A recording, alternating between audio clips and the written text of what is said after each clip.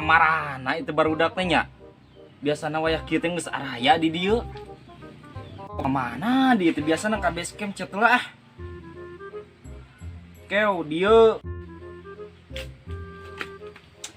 Daripada gabut kieu mah mending keneh nempuan YouTube. Kan aya nu rame.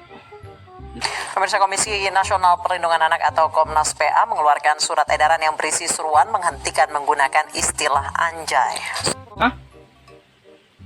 2020 ulah ngomong anjay bisa dipenjara. Enggak aja, Pak. Pak, ampun Pak, tika aja, Pak.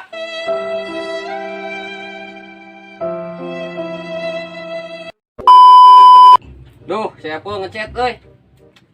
Wah, si base camp mah ya. Itu ah.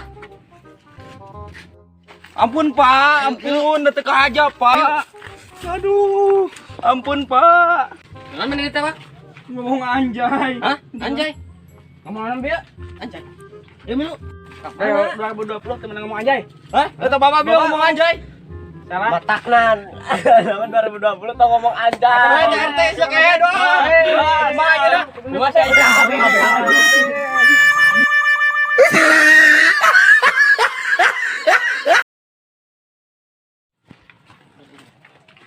Kunaon mana ditawak, Bu? Gara-gara ngomong anjay. Jadi tewak polisi. Ngomong anu aku. Ngomong anu aku.